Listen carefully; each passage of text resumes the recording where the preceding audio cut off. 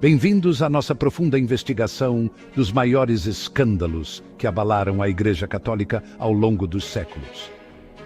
Da antiguidade às controvérsias modernas, esses eventos deixaram marcas indeléveis na história, moldando não apenas a própria Igreja, mas também a vida de milhões de pessoas em todo o mundo. Por mais de 2000 anos, a Igreja Católica se posicionou como um farol de fé e tradição, um guia espiritual para incontáveis almas, como um Cristo Redentor guiando seus fiéis. Mas como qualquer instituição com um legado tão vasto e duradouro, sua história também tem seus lados obscuros. Segredos guardados às 7 chaves. Nesta série, vamos revisitar alguns dos capítulos mais sombrios da Igreja e examinar os escândalos que desafiaram sua autoridade moral e abalaram os pilares da fé. Verdadeiros terremotos na estrutura da Igreja. São histórias de abuso, corrupção e jogos de poder. Histórias que precisam ser contadas e entendidas. Histórias que ecoam nos corredores do Vaticano. Junte-se a nós nesta jornada destemida pelos episódios mais perturbadores da Igreja Católica, enquanto revelamos a verdade por trás dos escândalos que ela preferiria esquecer. Prepare-se para mergulhar nos segredos mais profundos da Igreja.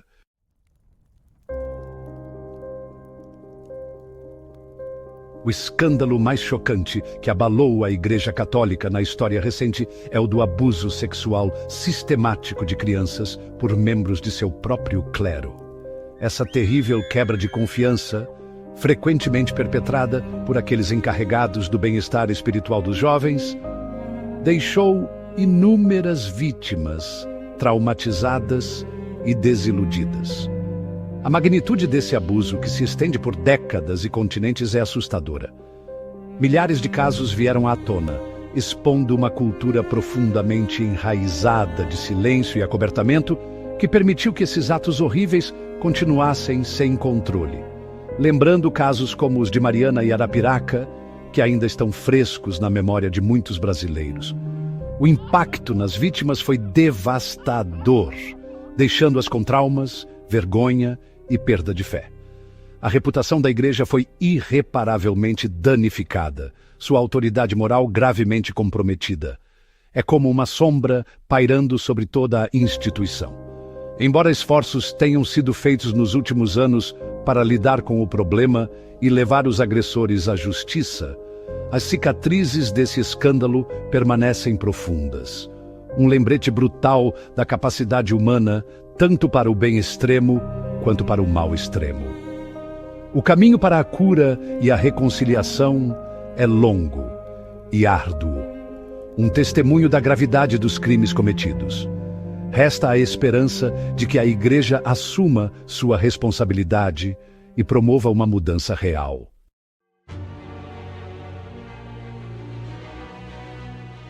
À medida que a terrível verdade sobre o abuso sexual na Igreja vinha à tona, um padrão ainda mais perturbador emergiu. Uma conspiração sistemática para encobrir os crimes e proteger os agressores. De pequenas paróquias aos mais altos escalões do Vaticano, uma cultura de silêncio e negação permitiu que o abuso proliferasse descontroladamente por décadas, como uma doença silenciosa corroendo a instituição por dentro. Bispos e outros altos funcionários, movidos pelo desejo equivocado de proteger a reputação da Igreja, acima de tudo, participaram ativamente do encobrimento das acusações. Como no caso do arcebispo de Colônia, que só renunciou após intensa pressão pública, lembrando o caso do cardeal Scherer e as denúncias que o envolveram. Vítimas foram silenciadas, agressores transferidos para outras paróquias e evidências destruídas, perpetuando o ciclo de abuso. Parece roteiro de filme B, daqueles bem ruins, mas a realidade é muito mais cruel, como um caso de escola base da Igreja. Essa conspiração de silêncio global agravou o sofrimento das vítimas e corroeu a confiança pública na Igreja. É um escândalo que chocou o mundo, semelhante ao caso Nardoni aqui no Brasil, que abalou a fé das pessoas na justiça. A revelação desses encobrimentos gerou indignação e exigências por responsabilização, forçando a Igreja a confrontar suas falhas e iniciar reformas. Lembra o Mensalão, que expôs a corrupção no sistema político brasileiro. A luta por justiça e transparência continua, com as vítimas e seus apoiadores exigindo uma investigação completa do passado e medidas concretas para prevenir futuros abusos. É uma luta de Davi contra Golias, uma batalha pela verdade e pela cura.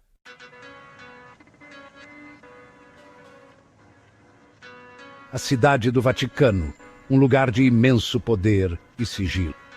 Mas mesmo aqui, rumores de escândalos escapam. Em 2012, a Igreja Católica foi confrontada com o Vatilix. Documentos confidenciais foram divulgados, entre eles documentos financeiros e cartas privadas. Os vazamentos revelaram corrupção e disputas de poder, como se vê em filmes como A Supremacia Bourne. O escândalo forçou uma investigação interna e clamores por reformas se intensificaram, semelhante às manifestações das segundas-feiras na Alemanha Oriental.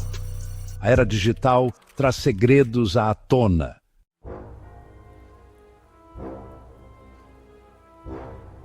A crise de abuso sexual dentro da Igreja Católica é uma tragédia de imensas proporções. A ocultação sistemática permitiu que essa praga persistisse por décadas.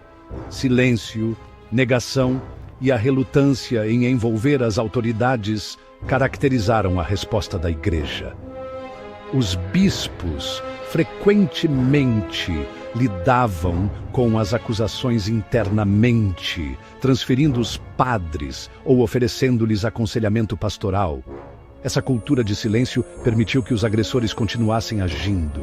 As consequências foram profundas, minando a confiança e causando imenso sofrimento. A Igreja tomou medidas para lidar com esse problema, implementando diretrizes mais rígidas. No entanto, o legado deste capítulo sombrio continua a assombrar a Igreja.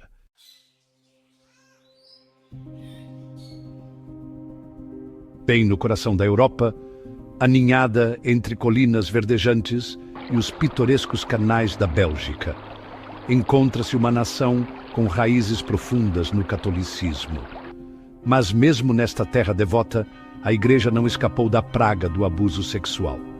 Em 2010, a Bélgica foi abalada por um escândalo de proporções gigantescas, que fez tremer os alicerces da Igreja Católica dentro de suas fronteiras.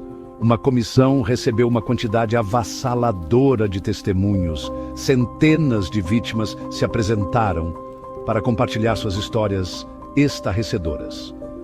O relatório da comissão pintou um quadro sombrio de abuso generalizado, acobertamento e falha sistêmica na proteção de crianças. A mera escala do abuso, que se estendeu por décadas e envolveu um número considerável de padres, enviou ondas de choque pela sociedade belga. O escândalo teve um impacto profundo na Igreja Católica na Bélgica. A confiança pública na instituição despencou, a frequência às missas diminuiu. E muitos belgas se sentiram traídos pela organização que antes era uma fonte de conforto e orientação. O escândalo também levou a pedidos de maior responsabilidade e transparência dentro da Igreja, bem como justiça para as vítimas. O escândalo de abuso na Bélgica, assim como em muitos outros países, expôs o lado sombrio de uma instituição que luta contra um problema doloroso e onipresente. Serviu como um lembrete brutal de que a crise de abuso não se limita a uma região geográfica ou contexto cultural específico, mas é um problema global que exige uma resposta global.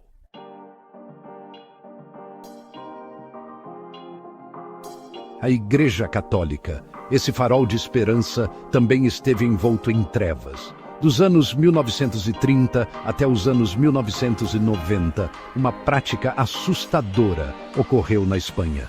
Recém-nascidos eram sistematicamente roubados por médicos, enfermeiras, padres e freiras. As mães eram informadas, muitas vezes contra sua vontade, de que seus bebês haviam morrido. Essas crianças eram então ilegalmente adotadas por famílias ligadas à igreja ou ao regime. A verdadeira extensão desse escândalo ainda está sendo desvendada.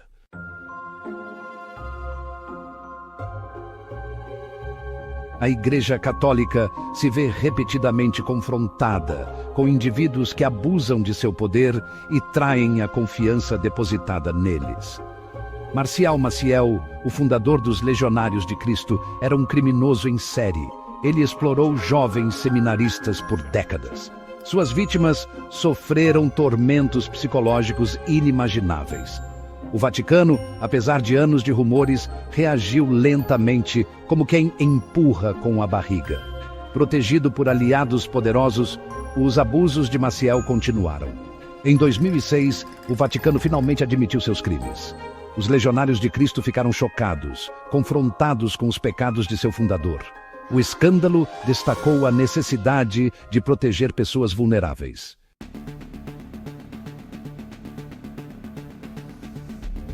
A Segunda Guerra Mundial, um período de horror sem precedentes, representou um profundo teste moral tanto para instituições quanto para indivíduos. O Papa Pio XII, líder da Igreja Católica, teve suas ações e omissões examinadas durante esse período turbulento. Embora tenha condenado a guerra, seu silêncio diante das atrocidades nazistas, especialmente o Holocausto, permanece controverso.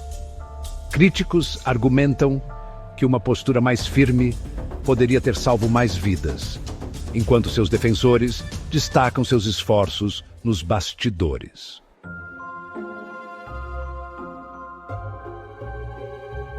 A Igreja Católica, esse farol de fé, também passou por períodos sombrios. Na Idade Média, a venda de indulgências manchou sua reputação. O medo do purgatório pesava muito sobre os cristãos medievais. A indulgência oferecia um caminho rápido para a salvação, como uma espécie de via expressa para o céu. As pessoas pagavam para reduzir seu tempo no purgatório. Essa prática era permeada pela corrupção. A igreja se tornou um mercado do perdão, quase como uma feira medieval de indulgências, tipo uma festa do peão de Barretos da época. Indignação e resistência se seguiram. Isso levou à Reforma Protestante, um alerta sobre os perigos do poder descontrolado. O papado viu muitas personalidades passarem, mas poucas foram tão controversas quanto o Papa Alexandre VI, nascido Rodrigo Borgia. Seu pontificado foi marcado por ambição, poder e escândalos, quase como um episódio de Cidade Invisível no Vaticano. Nepotismo era já onde havia os seus filhos César e Lucrécia desempenhavam papéis-chave. Uma verdadeira empresa familiar, digamos assim. Acusações de corrupção e libertinagem prejudicaram a reputação da igreja. Um escândalo como o mensalão. Só que no século XV. Ainda assim, sob seu comando, o papado também vivenciou um florescimento da arte e do espírito renascentista, semelhante à efervescência cultural da Semana de Arte Moderna de 1922. Alexandre VI permanece um enigma duradouro na história do papado. Uma figura tão cativante e complexa quanto o Macunaíma de Mário de Andrade, só que na Santa Sé.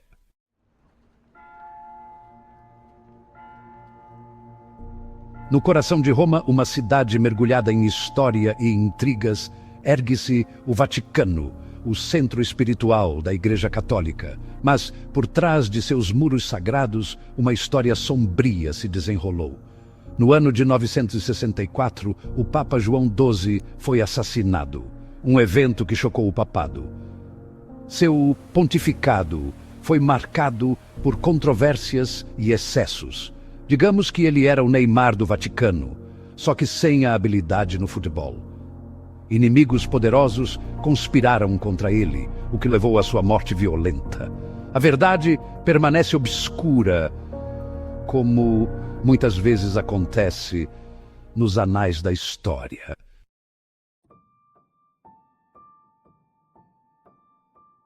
No ano de 897 d.C., um espetáculo chocante se desenrola no coração do Vaticano.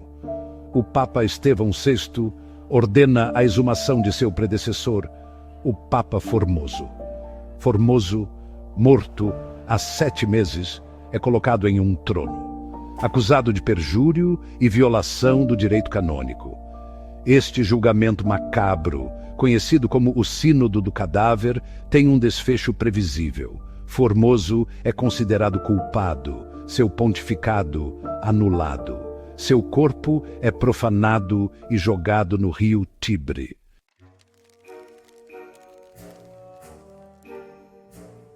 Sussurrada em segredo e registrada em escritos proibidos, a lenda da papisa Joana fascina e choca há séculos. Disfarçada de homem, ela ascendeu ao papado. Sua verdadeira identidade foi revelada durante uma procissão papal.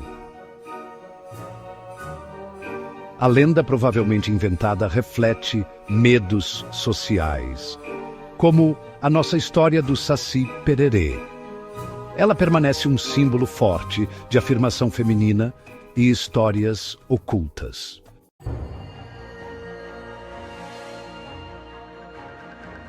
Ao longo da história, o papado foi repetidamente obscurecido por acusações de nepotismo, a prática de favorecer membros da família ou amigos próximos, muitas vezes à custa de candidatos mais qualificados.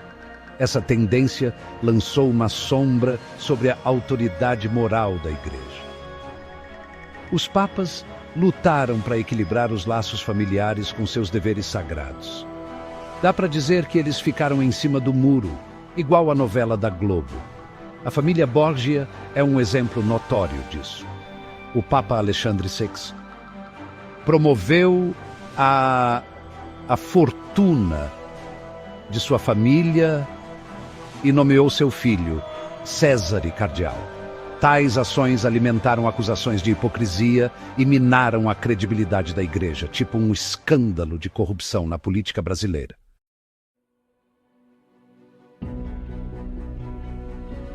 A Igreja Católica, um farol de fé para milhões, também foi marcada por períodos de profunda escuridão. Um desses períodos foi a Inquisição, um grupo de instituições dentro da Igreja Católica cujo objetivo era combater a heresia. Estabelecida no século XII e atuando por centenas de anos, a Inquisição lançou uma longa sombra sobre a Europa. Agindo com a plena autoridade do papado, os inquisidores eram encarregados de perseguir e punir aqueles considerados hereges. Seus métodos eram frequentemente brutais, utilizando tortura e prisão para extrair confissões. O medo da Inquisição era onipresente, silenciando a dissidência e sufocando o discurso intelectual, como queimar livros na praça pública. O uso de métodos tão severos, frequentemente empregados contra minorias religiosas e pessoas acusadas de bruxaria, deixou uma mancha indelével na reputação da Igreja. Embora a Inquisição seja um capítulo que a Igreja preferiria esquecer, ela serve como um sinistro lembrete dos perigos do extremismo religioso e da importância da tolerância e da liberdade de pensamento.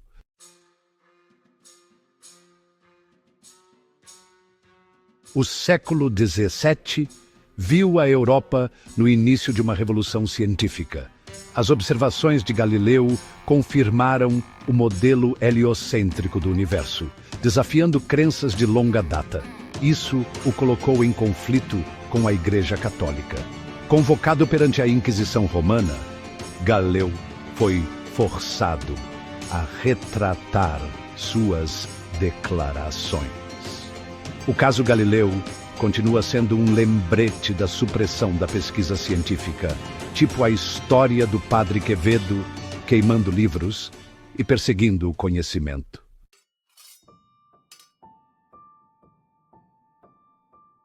No século XIV, uma série de eventos abalou os alicerces da Igreja Católica. O papado, tradicionalmente sediado em Roma, foi transferido para Avignon, uma cidade no sudeste da França.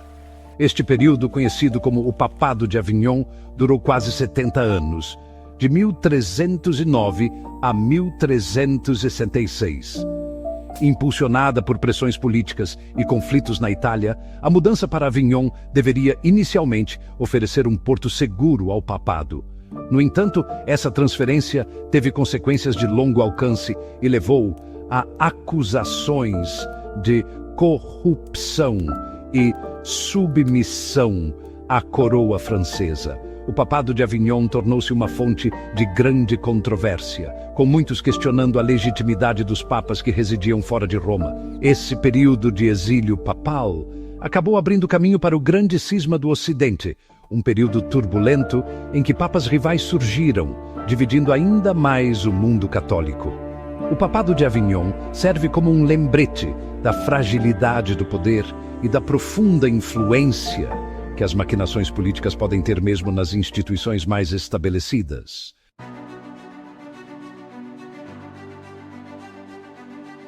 E assim chegamos ao final do século XIV, um período de imensa turbulência dentro da Igreja Católica. Imaginem, se puderem, um mundo onde o próprio alicerce da fé, o papado, estivesse abalado até o seu núcleo. Era a época do grande cisma do Ocidente, um período em que não apenas mas vários indivíduos reivindicavam o título de Papa. Facções rivais dentro da Igreja, muitas vezes influenciadas por poderosos monarcas, apoiavam diferentes candidatos, semelhante às disputas entre os guelfos e gibelinos. O que se seguiu foi um período caótico, com 2 e às vezes até 3 homens alegando ser o verdadeiro Papa. Cada pretendente exigia a lealdade de diferentes partes da cristandade, aprofundando ainda mais a divisão. Quase tão fragmentado quanto o Sacro Império Romano-Germânico na época. Este cisma dentro da Igreja teve consequências profundas. Os fiéis ficaram consternados e incertos sobre quem representava a verdadeira voz de Deus.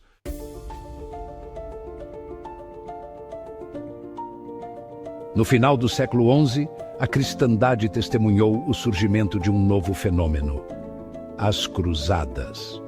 Não eram guerras de conquista, mas sim peregrinações sagradas, expedições armadas para retomar a Terra Santa dos muçulmanos. Impulsionados pelo fervor religioso e pela promessa de recompensas espirituais, ondas sucessivas de cruzados marcharam para o Oriente. Cavaleiros, camponeses, até mesmo crianças, foram arrastados pelo movimento, movidos por uma poderosa mistura de fé e sede de aventura. Quase como uma versão medieval das diretas já. A primeira cruzada, iniciada em 1095, foi inesperadamente bem-sucedida, culminando na conquista de Jerusalém em 1099. Essa vitória, no entanto, seria efêmera. Nos séculos seguintes, um ciclo de cruzadas e contra-cruzadas consumiria a Terra Santa como um fla-flu da Idade Média.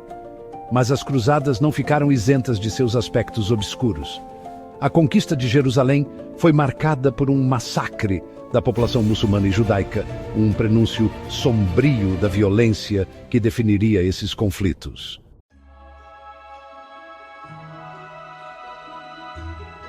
O Renascimento italiano, um período de florescimento artístico e intelectual, foi também uma época de grandes convulsões políticas e religiosas, tipo uma novela das 8, só que real.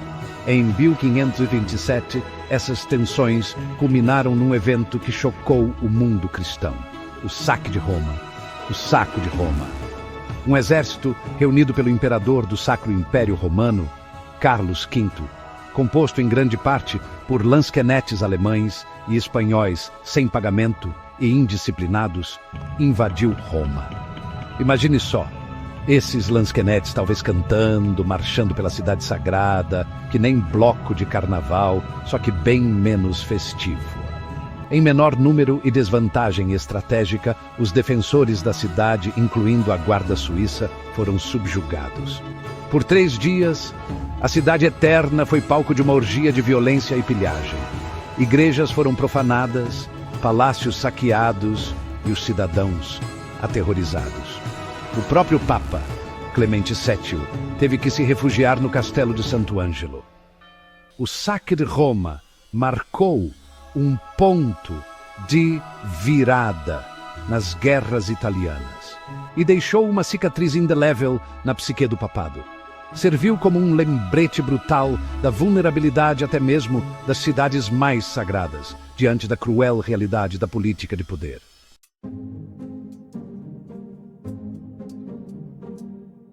Das cruzadas até o saque de Roma, esses escândalos moldaram profundamente a história da Igreja Católica. Eles revelam uma instituição complexa, capaz de grande bondade e ao mesmo tempo de terríveis falhas. Compreendê-los nos ajuda a entender a complexidade e os desafios que a Igreja enfrentou ao longo dos séculos, pois somente encarando a escuridão podemos realmente apreciar o poder duradouro da fé e a busca contínua pela redenção. Obrigado por assistir e não se esqueçam de se inscrever em nosso canal para mais conteúdo incrível.